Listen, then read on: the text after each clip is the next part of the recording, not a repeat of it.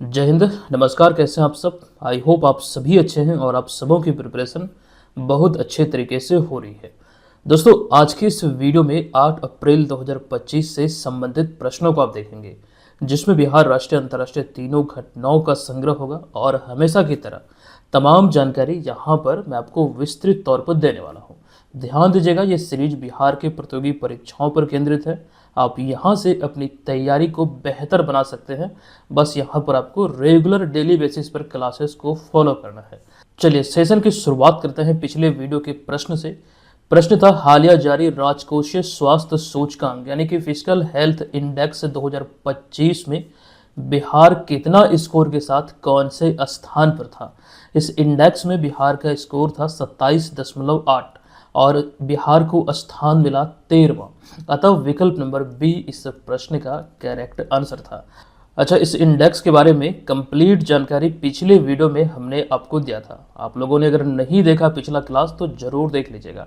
अच्छा, हमारे तमाम study material, notes, current affairs के आप इस कोर्स के माध्यम से प्राप्त कर सकते हैं, जो कि बिहार के प्रतियोगी परीक्षाओं के लिए एक प्रकार से आपके लिए रामबाण साबित होने वाला है। अच्छा, अगर आप 71वीं बीपीएससी प्रीलिम्स की प्रिपरेशन में लगे हैं तो टेस्ट सीरीज की शुरुआत जल्द होने वाली है। अभी इसमें एक ऑफर है, इस वाले बीपीएससी वाले कोर्स में इस कूपन कोड को अप्लाई करते हुए आप यहाँ पे एक नॉमिनल सा चार्ज पर इसको ज्वाइन करके हमारे तमाम स्टडी मटेरियल जो 71वीं बीपीएससी प्रीलिम्स के लिए होगा, साथ ही साथ इसमें करंट अफेयर्स का पैकेज भी इंक्लूडेड है, साथ ही साथ इसमें आपको टेस्ट सीरीज भी मिल जाएगा, जो कि टेस्ट सीरीज का क्या रूपरेखा है वो आप यहाँ पर देख सकते हैं। इस तरह से चीज़ें इसमें आपको मिलेगी। जल्द ही इसका शेड्यूल हम आपको देंगे और बाकायदा उसमें सारी इन्फॉर्मेशन होगी कौन सा टेस्ट कब होना है। ठीक है, इन सब बातों को ध्यान रखिए। जो लोग ज्वाइन अभी तक नहीं किए हैं टेस्ट सीरीज को ज्वाइन जरूर कर लीजिएगा। चलिए सेशन की शुरुआत करते हैं पहले प्रश्न से। देखिए, पहला प्रश्न है कि हालिया जारी एक रिपोर्ट के अनुसार भारतीय रेलवे स्टेशनों और सेवा भवनों में सौर ऊर्जा स्थापना करने के मामले में बिहार कौन से स्थान पर है? ये नवीनतम रिपोर्ट है और इस आधार पर देखें तो राइट आंसर है विकल्प नंबर ए। इसमें अपना बिहार जो है 11वें स्थान पर है। आइए इस प्रश्न को लेकर, खास करके इस रिपोर्ट को लेकर जो डिटेल जानकारी है उसे देखते हैं। देखिए, भारतीय रेलवे स्टेशनों और सेवा भवनों में सबसे ज़्यादा सौर ऊर्जा स्थापना करने वाला राज्य जो है वो राजस्थान है। ये ध्यान रखिएगा, राजस्थान इस मामले में राज्यों और केंद्र शासित प्रदेशों की श्रेणी में पूरे भारत में अव्वल है, यानी कि प्रथम स्थान पर है। रिपोर्ट के अनुसार राजस्थान में 275 प्रतिष्ठानों में सौर ऊर्जा का विस्तार किया गया है। इसके बाद महाराष्ट्र 270 के साथ दूसरे स्थान पर है। फिर तीसरे स्थान पर पश्चिम बंगाल 237 प्रतिष्ठानों में सौर ऊर्जा का विस्तार के साथ तीसरे स्थान पर है। यही लिखा गया, क्रमशः महाराष्ट्र और बंगाल ये दूसरे और तीसरे स्थान पर है। पहले स्थान पर है राजस्थान। जबकि बिहार के संदर्भ में देखें तो बिहार 81 प्रतिष्ठानों में सौर ऊर्जा विस्तार यानी कि संस्थानों में, यानी कि एक प्रकार से यहाँ पर जो भारतीय रेलवे स्टेशन और सेवा भवनों की बात हो रही है, तो कुल मिला के 80 जगहों पर, ये 80 नहीं बल्कि 81 जगहों पर ये सौर ऊर्जा विस्तार के साथ अपना बिहार 11वें स्थान पर है। तो यही एक्चुअली प्रश्न में भी हमने पूछा है। ठीक है, आई होप ये क्लियर है। अच्छा, अगला पॉइंट है कि नवीकरणीय ऊर्जा और पर्यावरणीय स्थिरता के प्रति अपनी प्रतिबद्धता को आगे बढ़ाने के लिए भारतीय रेलवे ने फरवरी 2025 तक 2249 स्टेशनों और सेवा भवनों में 209 मेगावाट सौर ऊर्जा सफलतापूर्वक स्थापित किया है। ये खास करके आधिकारिक डेटा है, यहाँ पर आपको ये डेटा ध्यान रखना है। हालांकि पिछले वर्ष को लेकर भी, मतलब पिछले 5 वर्ष को लेकर भी इस रिपोर्ट में कहा गया कि पिछले 5 वर्षों में 1489 नए सौर प्रतिष्ठान स्थापित किए गए हैं। यहाँ पर हम बात कर रहे हैं केवल भारतीय रेलवे स्टेशन और सेवा भवनों की। ठीक है, आई होप ये चीज़ें यहाँ पर आप समझ चुके हैं। अच्छा, एक बात और, ये रिपोर्ट जो अभी हाल ही में जारी किया गया, केंद्रीय रेल मंत्री जो वर्तमान में है अश्विनी कुमार वैष्णव, इनके द्वारा 2 अप्रैल 2025 को जारी किया गया। अब यहाँ पर एक चीज़ और समझिएगा, चूंकि बात हो रही है भारतीय रेलवे की, आपको एक बात यहाँ पर ये बतला दूं कि भारतीय रेलवे ने 2025-26 तक, यानी कि इस वित्तीय वर्ष तक 100% विद्युतीकरण करने का लक्ष्य निर्धारित किया है भारतीय रेलवे ने। जबकि भारतीय रेलवे से संबंधित एक प्रश्न ये भी आपके लिए इंपॉर्टेंट हो जाता है कि नेट जीरो का जो लक्ष्य है वो कब तक का है। तो नेट जीरो का लक्ष्य भारतीय रेलवे का 2030 तक का है। जो शुद्ध शून्य कार्बन उत्सर्जक का जो लक्ष्य बनने का है ये 2030 तक का है। अच्छा, यहाँ पर 100% विद्युतीकरण की बात यहाँ पर जो हो रही है, आई होप इसे आप समझ रहे हैं। दरअसल अभी भी कई जगहों पर कोयला से संचालित खास करके मतलब रेल चलाई जा रही है, तो उसे समाप्त करते हुए 100% विद्युतीकरण का जो लक्ष्य है वो वित्तीय वर्ष 25-26 तक है, इसी वित्तीय वर्ष तक है जो मौजूदा समय में चल रही है। आई होप ये चीज़ें यहाँ पर क्लियर है। चलिए दूसरे प्रश्न पे आते हैं। प्रश्न है कि प्रधानमंत्री नरेंद्र मोदी ने हाल ही में छठे बिम्स्टेक शिखर सम्मेलन में डेस पहल की घोषणा की, यानी किस पहल की घोषणा की है, जिसके तहत नालंदा विश्वविद्यालय में भी स्कॉलरशिप स्कीम का विस्तार किया जाएगा। देखिए अभी आपको मालूम है छठा बिम्स्टेक शिखर सम्मेलन थाईलैंड में आयोजित हुआ था और नरेंद्र मोदी इसमें गए हुए थे और यहीं पर एक पहल की घोषणा हुई, बोधि। अब ये बोधि पहल में जो बोधि शब्द है BODHI, इसका फुल फॉर्म क्या होता है ये भी आपसे पूछा जा सकता है। ठीक है, फिलहाल विकल्प नंबर बी यहाँ पर इसका राइट आंसर है। ध्यान दीजिएगा, प्रधानमंत्री नरेंद्र मोदी बैंकॉक में छठे या फिर 6वें बिम्स्टेक शिखर सम्मेलन में एक व्यापक 21 सूत्रीय कार्य योजना का अनावरण किया। इसका उद्देश्य जो बिम्स्टेक के सदस्य देश हैं इसके बीच परस्पर सहयोग को बढ़ावा देना है। इसको लेकर अभी हाल ही में यहाँ पर ये 21 सूत्रीय कार्य योजना का अनावरण किया इन्होंने, नरेंद्र मोदी ने। अच्छा, 4 अप्रैल को ये छठा बिम्स्टेक शिखर सम्मेलन यहाँ पर थाईलैंड के बैंकॉक में आयोजित किया गया था। अब यहाँ पर ध्यान रखिएगा, ये जो योजना का अनावरण किया गया 21 सूत्रीय, तो यह योजना आर्थिक विकास, डिजिटल परिवर्तन, आपदा प्रबंधन, ऊर्जा सुरक्षा, सांस्कृतिक आदान प्रदान और युवा विकास पर केंद्रित है। मुख्य रूप से ये इसी के इर्द गिर्द है, इन सारे क्षेत्रों को इसमें समाहित किया गया है। अच्छा, इसी के तहत यहाँ पर PM मोदी ने युवाओं की स्किलिंग के लिए, देखिए यहाँ पर गलत लिखा गया, तो युवाओं की स्किलिंग के लिए बोधि, यानी कि इसका जो फुल फॉर्म है BIMSTEC for organised development of human resource infrastructure, इस पहल की शुरुआत करने की घोषणा की, इस पहल को शुरू करने की घोषणा की। ये आप यहाँ पर ध्यान रखेंगे, नरेंद्र मोदी द्वारा ये बोधि पहल को शुरू करने की घोषणा की, जिसके तहत बिम्स्टेक देशों के 300 युवाओं को हर साल भारत में ट्रेनिंग दी जाएगी। अच्छा, आपको ध्यान रखना है, इसके तहत ये संचालित जो होगा, जो कि वन अनुसंधान संस्थान और नालंदा विश्वविद्यालय में छात्रों के लिए छात्रवृत्ति तथा साथ ही साथ युवा राजनयिकों के लिए प्रशिक्षण कार्यक्रम द्वारा इसे संचालित किया जाएगा। तो कहीं ना कहीं जो ये घोषणा हुई है, तो ये बिहार के लिए भी गर्व की बात है कि नालंदा विश्वविद्यालय में ये संचालित किया जाएगा। यहाँ पर मतलब इसमें भी मतलब इसका योगदान रहेगा। तो फिलहाल ये बोधि को लेकर जो खास करके शुरू पहल है, ये एक भारत सरकार की तरफ से, जो कि भारत में ही ये ट्रेनिंग दिया जाएगा। जो बिम्स्टेक देश है उसके लगभग 300 युवाओं को हर साल ये ट्रेनिंग देने की घोषणा भी है। आई होप यहाँ पर आप समझ चुके हैं। अब आगे बढ़ते हैं, एक और पॉइंट यहाँ पर है। दरअसल इसी में एक पॉइंट निकल कर आता है कि भारत 2025 में, यानी कि इसी साल, बिम्स्टेक एथलेटिक्स मीट, और अगले साल मतलब एक साल बाद 2027 में, मतलब 26 के बाद 27 में पहली बार बिम्स्टेक गेम्स की मेजबानी करेगा। ये ध्यान रखिएगा। अच्छा, आपको ये भी ध्यान रखना है कि इस शिखर सम्मेलन में जो अभी थाईलैंड बैंकॉक में आयोजित हुआ, यहाँ पर अब जो बिम्स्टेक की जो अध्यक्षता है वो बांग्लादेश को सौंपी गई है, क्योंकि बांग्लादेश जो है ये बिम्स्टेक का सदस्य है। यहाँ पर एक और प्रश्न बिम्स्टेक से संबंधित है, वो प्रश्न आएगा तो हम यहाँ पर बिम्स्टेक को लेकर पुनः तमाम जानकारी आपको देंगे। फिलहाल तीसरे प्रश्न पे आते हैं। प्रश्न है कि संयुक्त राष्ट्र की हालिया जारी एक रिपोर्ट के अनुसार भारत AI में 1.4 अरब डॉलर के निजी निवेश के साथ विश्व में कौन से स्थान पर है। ध्यान दीजिएगा, यहाँ पर भारत, अगर हम बात करें AI क्षेत्र में जो निजी निवेश है उस मामले में अपना भारत जो है ये 10वें स्थान पर है। विकल्प नंबर बी यहाँ पर इस प्रश्न का राइट आंसर है। ये रिपोर्ट को लेकर बहुत सारे जो आंकड़े हैं आपको ध्यान रखना पड़ेगा एग्जाम पर्पज से। देखिए यहाँ पर पहला पॉइंट है कि संयुक्त राष्ट्र द्वारा 4 अप्रैल 2025 को जारी एक रिपोर्ट के अनुसार भारत वैश्विक कृत्रिम बुद्धिमत्ता यानी कि AI परिदृश्य में महत्वपूर्ण प्रगति की है। और ये रिपोर्ट की अगर हम बात करें तो रिपोर्ट के अनुसार भारत 1.4 बिलियन डॉलर के साथ AI में निजी निवेश के साथ 10वें स्थान पर है। AI क्षेत्र में निजी निवेश को लेकर ये रिपोर्ट है, इस मामले में भारत 10वें स्थान पर है। हालांकि AI में निवेश के मामले में अमेरिका सबसे आगे है, अमेरिका प्रथम स्थान पर है। दरअसल यहाँ पर यह ध्यान रखना है कि साल 2023 में अमेरिका ने AI में 67 अरब डॉलर का निवेश किया था और यह पूरी दुनिया में AI के क्षेत्र में हुए निवेश का 70% है। ठीक है, इस रिपोर्ट में इसका भी जिक्र किया गया था। अच्छा, विकासशील देशों में चाइना जो है ये 7.8 अरब डॉलर के साथ, यानी कि इतना डॉलर निवेश के साथ दूसरे स्थान पर है, जबकि भारत जो है 1.4 अरब अमेरिकी डॉलर के निवेश के साथ 10वें स्थान पर है। अब यहाँ पर देखिए, भारत और चाइना दोनों विकासशील देश हैं, तो दोनों एकमात्र ऐसे विकासशील देश हैं जिन्होंने एआई में निवेश किया है। ये भी इस रिपोर्ट में बाकायदा कहा गया। अच्छा, एक रिपोर्ट खास करके इसी से मिलता जुलता अभी हाल ही में जारी हुआ था, नेटवर्क तत्परता सूचकांक, नेटवर्क रेडिनेस इंडेक्स 2025। इसमें आपको ध्यान रखना है कि 170 देशों में भारत 36वें स्थान पर है, जो पिछली बार 2022 में रिपोर्ट आया था 48वें स्थान पर था। खास करके ये संचार सेवाओं आदि पर जो खास करके देशों की जो आने वाले समय को लेकर योजना है, उसको लेकर के ये रिपोर्ट जारी किया जाता है, बहुत सारे पहलुओं को ध्यान रखते हुए। पिछले वीडियो में इसको लेकर हमने जानकारी आपको दिया था, ठीक है। तो यहाँ पर चूंकि इस तरह की जानकारी चर्चा में आई है, तो इसलिए पुनः से हमने ये चीज़ें यहाँ पर आपको रिकॉल कराया। चलिए चलते हैं अगले प्रश्न पे। चौथा प्रश्न है कि हाल ही में 4 अप्रैल 2025 को भारत और थाईलैंड के बीच द्विपक्षीय संबंधों को गहरा करने के उद्देश्य से कितने समझौते पर हस्ताक्षर किया गया है।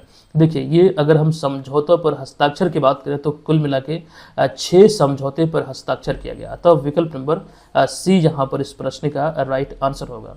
यहाँ पर आप लोग ऐड कर लीजिएगा, विकल्प नंबर सी इसका करेक्ट है। आपको बता दूं कि प्रधानमंत्री नरेंद्र मोदी 3 से 4 अप्रैल 2025 को थाईलैंड के दौरे पर थे।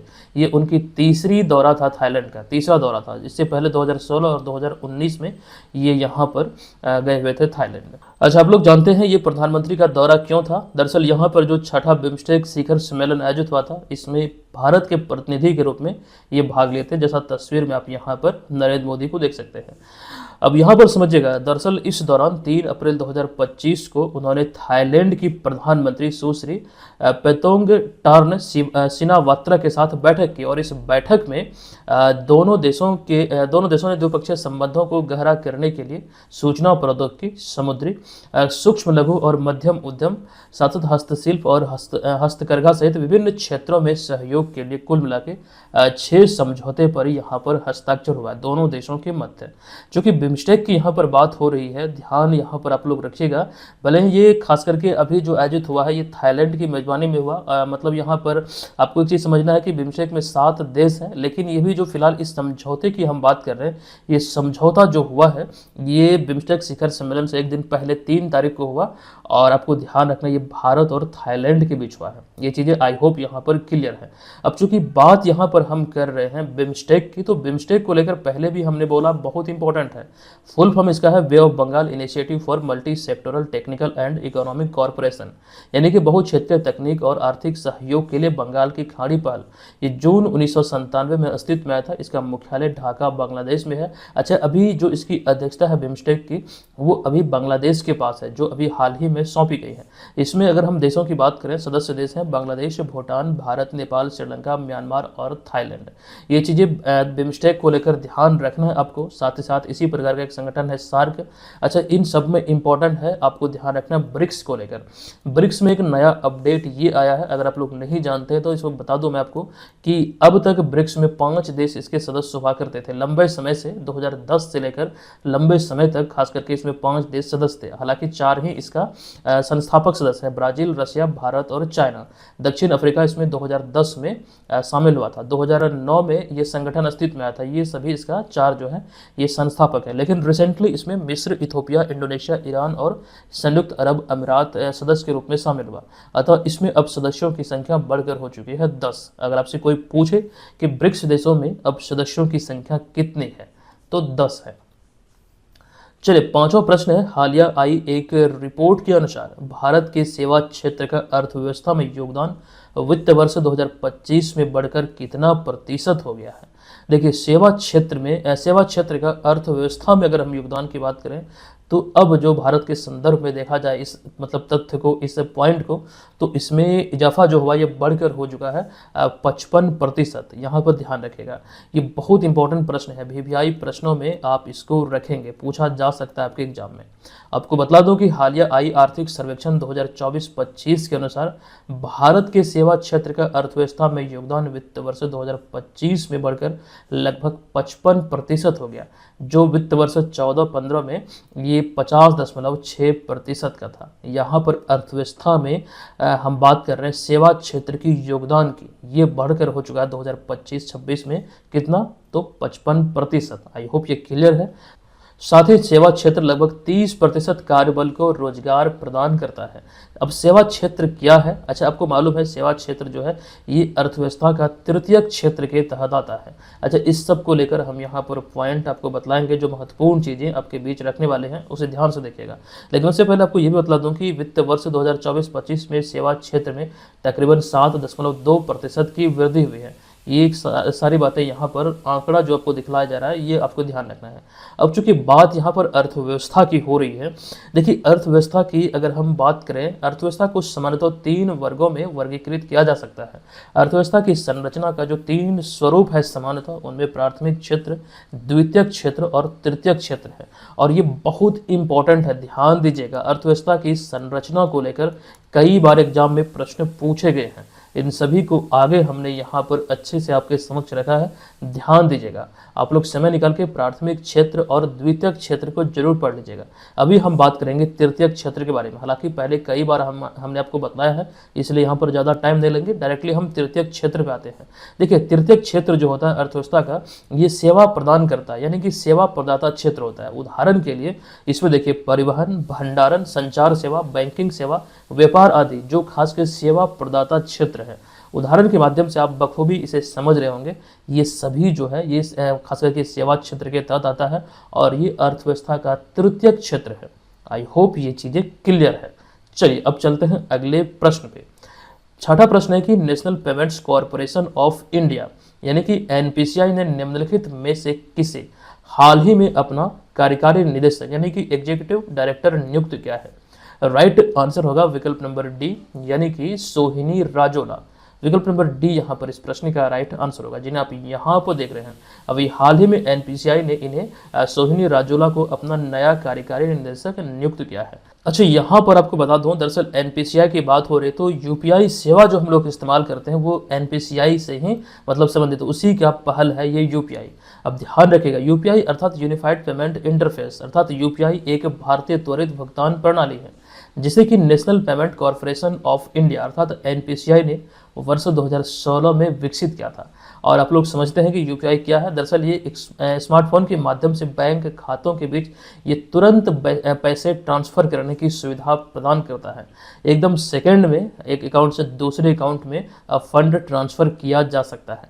और इस प्रणाली की शुरुआत एनपीसीआई ने कब की थी? तो 2016 में की थी। अच्छा, एनपीसीआई के आंकड़ों के अनुसार अगर हम बात करें तो नेपाल जो है ये भारत की यूपीआई प्रणाली शुरू करने वाला पहला देश है। अच्छा, एक बात ये समझिएगा, यूपीआई सेवा को लेकर हमने कई दफ़ा पिछले 4 साल में बहुत सारी जानकारी दिया है। आपको ध्यान रखना है, अब जो यूपीआई है ये ग्लोबल हो चुका है। बहुत सारे देशों में या मतलब यूपीआई सेवा की मतलब खास करके इस्तेमाल होता है, इस सेवा का लाभ लिया जाता है, ये प्रचलन में है बहुत सारे देशों में। तो अब हम बोल सकते हैं कि भारत की जो यूपीआई सेवा है ये ग्लोबल है।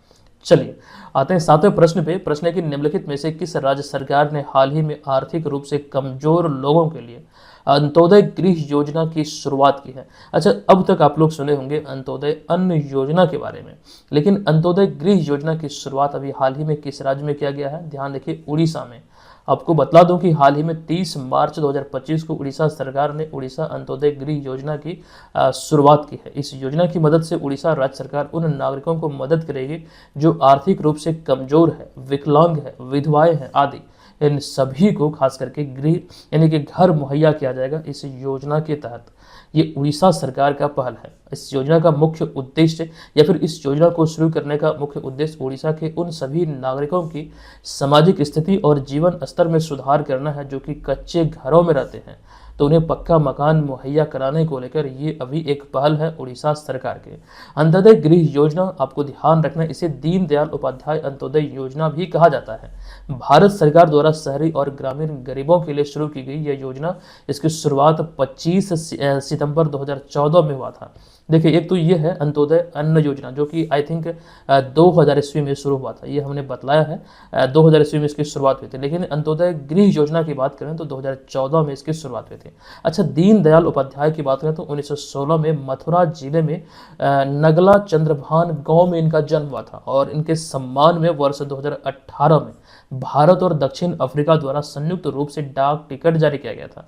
ठीक है, ये चीज़ें ध्यान रखिए, अभी रिसेंटली ये 2018 में जारी किया गया था। ठीक है, इतनी बातें ध्यान रखना। हम चलते हैं अगले प्रश्न पे।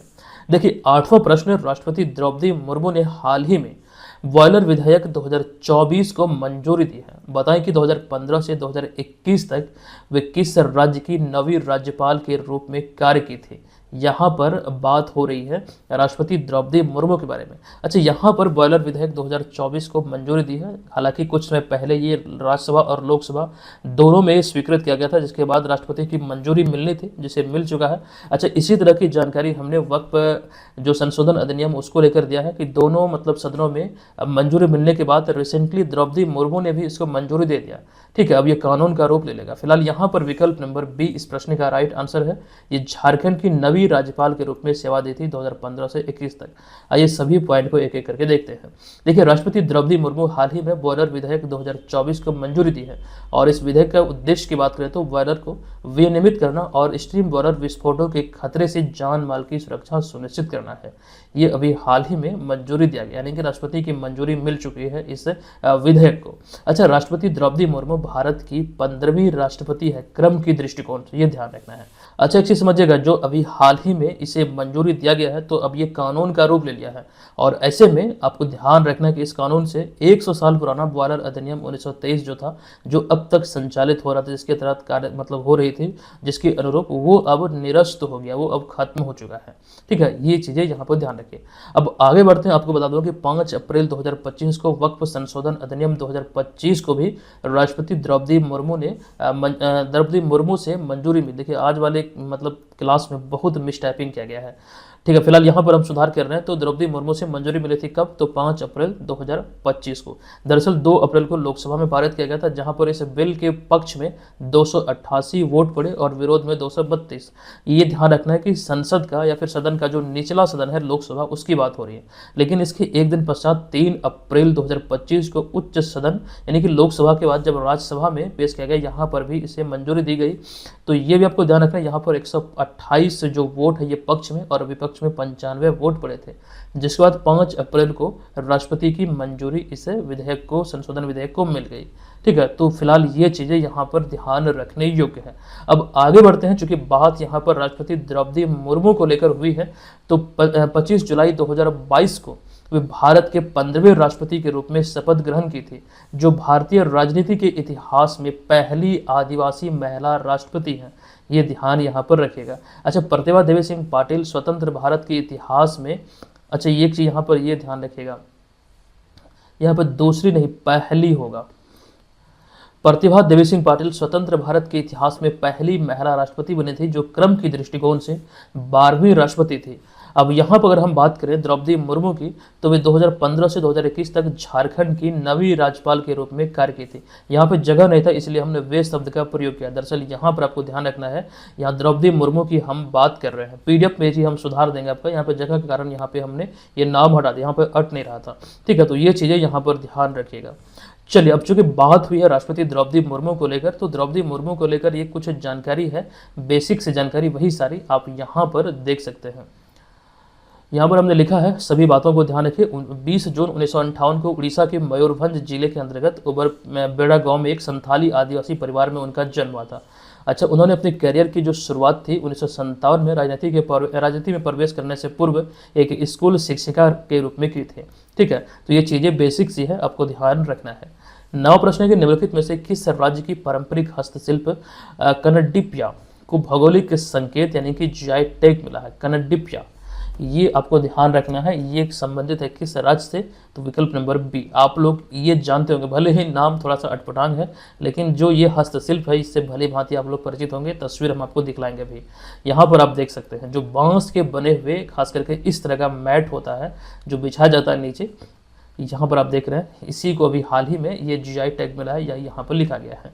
अच्छा, एक चीज़ ये ध्यान रखिएगा, जीआई टैग रजिस्ट्री का मुख्यालय चेन्नई तमिलनाडु में है और किसी भी वस्तु या फिर उत्पाद को 10 वर्ष की अवधि के लिए जीआई टैग मिलता है, उससे उसकी इंटरनेशनल मार्केटिंग आसान हो जाती है, एक अलग पहचान मिलती है। बिहार को पिछली बार जीआई टैग अप्रैल 2023 में मिला था। पश्चिमी चंपारण के चनपटिया को मरचा चावल को, यहाँ का मरचा चावल काफ़ी प्रसिद्ध है, इसे जीआई टैग दिया गया था। अब तक बिहार के 16 उत्पाद को जीआई टैग मिला है। अच्छा, रिसेंटली कई उत्पादों को लेकर सूची भेजी गई है, प्रस्ताव भेजा गया है। अब देखते हैं कितने उत्पाद को जीआई टैग मिलता है। अगला प्रश्न है कि 15वीं सीनियर पुरुष हॉकी राष्ट्रीय चैंपियनशिप या फिर प्रतियोगिता का जो आयोजन है निम्नलिखित में से किस स्थान पर किया जा रहा है। इसकी शुरुआत अभी हाल ही में झांसी में हुई है। आपको बता दूं कि 15वीं हॉकी इंडिया सीनियर पुरुष राष्ट्रीय चैंपियनशिप 2025 का आयोजन 4 अप्रैल से शुरू हुआ। 15 अप्रैल 2025 तक उत्तर प्रदेश के झांसी स्थित मेजर ध्यानचंद हॉकी स्टेडियम में किया जाएगा। इस प्रतियोगिता की फिलहाल शुरुआत हुई है, 15वां संस्करण है। इसको लेकर कई सारी जानकारी हम आगे आने वाले दिनों में आपको देंगे। फिलहाल यहाँ पर हॉकी की बात हुई है तो ध्यान रखिए, हॉकी से संबंधित कुछ महत्वपूर्ण पॉइंट है, एक एक करके सभी को पढ़िए। मेजर ध्यानचंद को भारतीय हॉकी का जनक कहा जाता है। हॉकी टीम में 11 खिलाड़ी होते हैं प्रत्येक टीम में। भारत में हॉकी में सबसे ज्यादा 8 बार ओलंपिक स्वर्ण पदक जीता है। हॉकी विश्व कप की जो शुरुआत हुई थी 1971 में हुई थी। भारत में हॉकी की शुरुआत माना जाता है 1928 से। अच्छा, 2018 पुरुष और हॉकी महिला विश्व कप की मेजबानी भारत और इंग्लैंड ने किया था। ये करेंट अफेयर्स के तहत आप इसको ध्यान रखना है।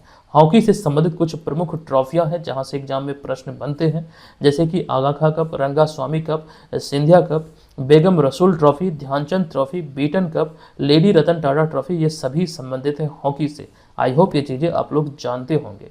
आते अगले प्रश्न पे। 11 नंबर प्रश्न है कि हाल ही में किस राज्य या फिर केंद्र शासित प्रदेश में केंद्र सरकार की सबसे बड़ी स्वास्थ्य बीमा योजना आयुष्मान भारत प्रधानमंत्री जन आरोग्य योजना शुरू की गई है। इस प्रश्न का राइट आंसर है विकल्प नंबर बी, यानी कि दिल्ली में। अच्छा, आपको मालूम है इसकी शुरुआत अभी हाल ही में दिल्ली में, दरअसल इसको लेकर केंद्र सरकार और दिल्ली सरकार के बीच इस सेवा को शुरू करने के लिए यहाँ पर एक समझौता ज्ञापन पर हस्ताक्षर किया गया। अच्छा, इस योजना के लागू होने के बाद अब दिल्ली के पात्र परिवार जो कि 10 लाख रुपये तक का मुफ्त इलाज उन्हें मिलेगा। आपको ध्यान रखना है, इसमें 5 लाख केंद्र सरकार की तरफ से और 5 लाख जो बीमा स्वरूप मिलेगा वो राज्य सरकार की तरफ से मिलेगा। अच्छा, इसके साथ ही दिल्ली इस योजना को लागू करने वाला 35वां राज्य या फिर केंद्र शासित प्रदेश बन गया। दोनों को सम्मिलित तौर पर ध्यान में रखना है। राज्य और केंद्र शासित प्रदेश को ध्यान रखते हुए 35वां जगह है दिल्ली, जो कि ये मतलब सेवा को शुरू किया है। लेकिन यहाँ पर एक टर्म ये भी निकल आता है कि पश्चिम बंगाल अब एकमात्र ऐसा राज्य है जहां पर इस योजना को लागू अब तक नहीं किया गया है। एक चीज और बता दूं कि आयुष्मान भारत प्रधानमंत्री जन आरोग्य योजना का जो शुभारंभ है ये प्रधानमंत्री नरेंद्र मोदी द्वारा 23 सितंबर 2018 को रांची झारखंड से किया गया था। अभी रिसेंटली 23 सितंबर 2024 को इसकी स्थापना का 6 वर्ष पूरा हुआ है। और आपको ये ध्यान रखना है, इस समय ये दुनिया में सबसे बड़ी स्वास्थ्य बीमा योजना है पूरी दुनिया के। अगला 12वां प्रश्न है कि हाल ही में कंचनजंगा पर्वत पर भारत नेपाल संयुक्त अभियान का नेतृत्व किनके द्वारा किया गया है। राइट आंसर है विकल्प नंबर ए, यानी कि कर्नल सरफराज सिंह के द्वारा अभी इसका खास करके नेतृत्व किया गया। देखिए, संयुक्त भारत नेपाल अभियान का उद्देश्य भारत नेपाल सीमा पर स्थित विश्व की तीसरी सबसे ऊंची पर्वत चोटी माउंट कंचनजंगा पर चढ़ना है और इसका नेतृत्व भारतीय सेना के कर्नल सरफराज सिंह द्वारा किया गया।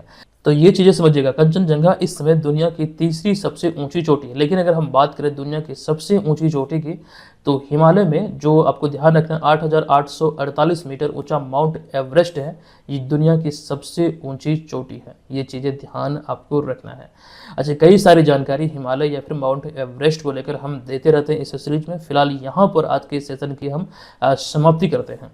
चलते हैं आज के इस वीडियो के प्रश्न की ओर। आज के इस वीडियो का हमारा प्रश्न है कि 5 अप्रैल 2025 को केंद्र सरकार ने उड़ान योजना के तहत बिहार में कितने नए एयरपोर्ट को मंजूरी दी है। आप लोग कमेंट बॉक्स में बताइए इसका राइट आंसर क्या होगा। हम मिलते हैं आपसे नेक्स्ट वीडियो में, तब तक के लिए धन्यवाद। जय हिंद।